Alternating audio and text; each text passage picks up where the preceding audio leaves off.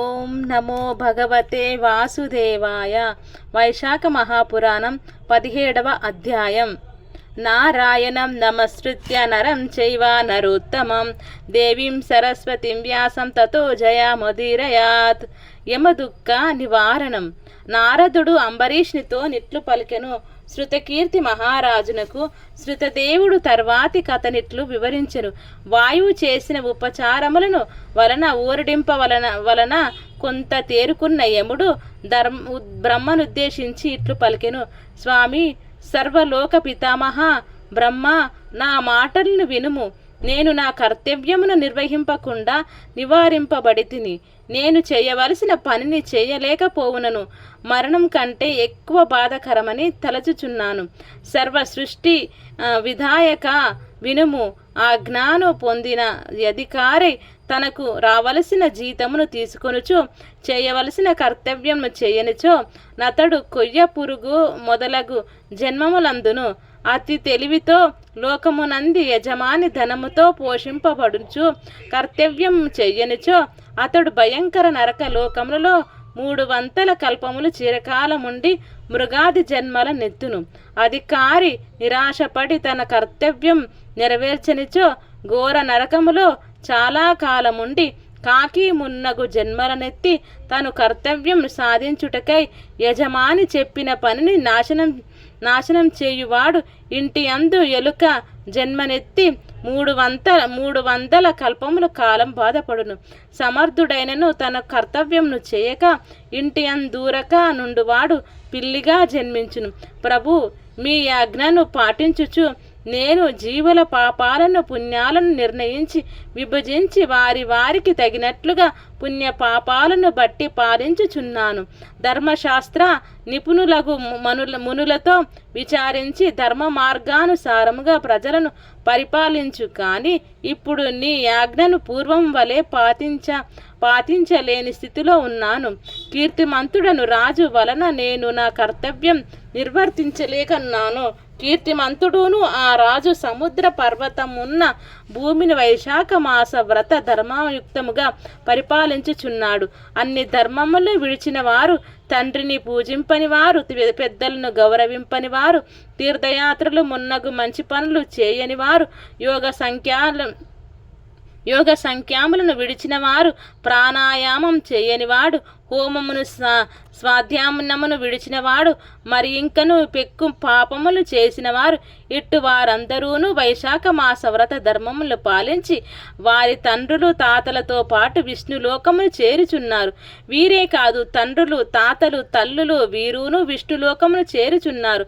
వైశాఖ వ్రతం ఆచరించిన వారి భార్య వైపు వారును తండ్రి వలన నితర స్థిరలకు పుట్టినవారు వీరందరూను నేను వ్రాయించిన పాప పట్టికలోని యమ పాపములను తుడిచివేయుచున్నట్లు చేసి విష్ణులోకమును చేరుచున్నారు.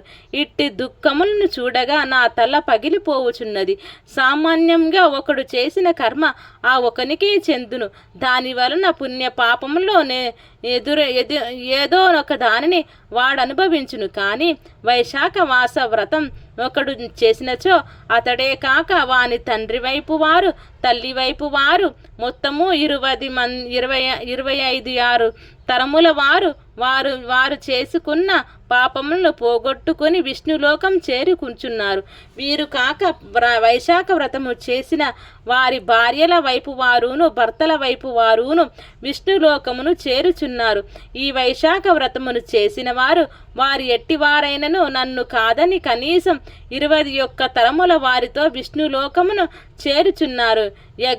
యజ్ఞయాగాదులు చేసిన వారును చేసిన వైశాఖ వ్రతమును చేసిన వారి వలె విష్ణులోకమును చేరుటలేదు.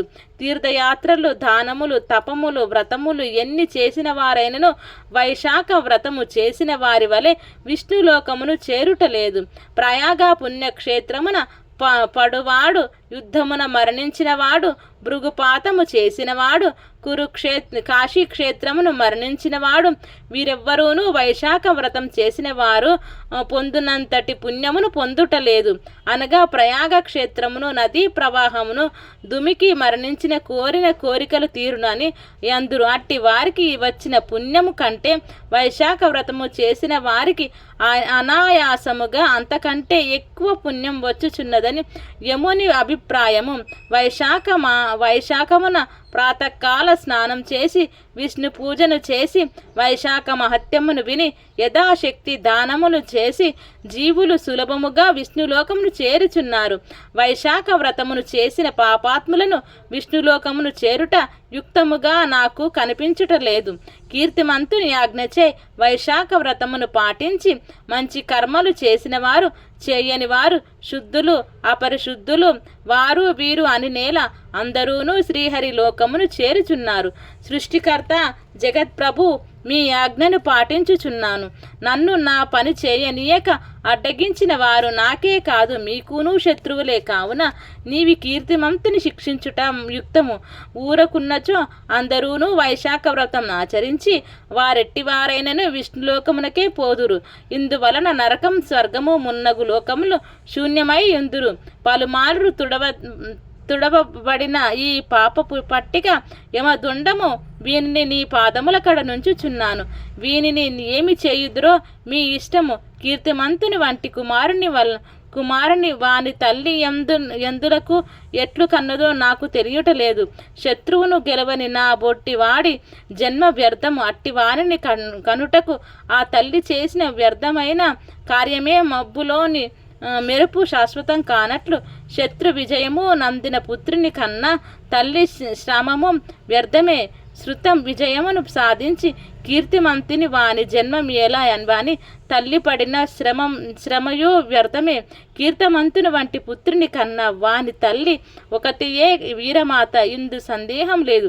కీర్తిమంతుడు సామాన్యుడా, నా వ్రాతనే మార్చిన వాడగుదా.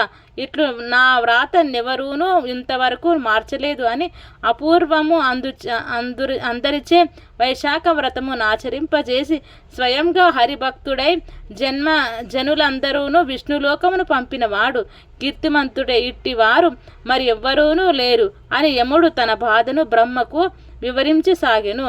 వైశాఖ మహాపురాణం 17వ అధ్యాయం సంపూర్ణం.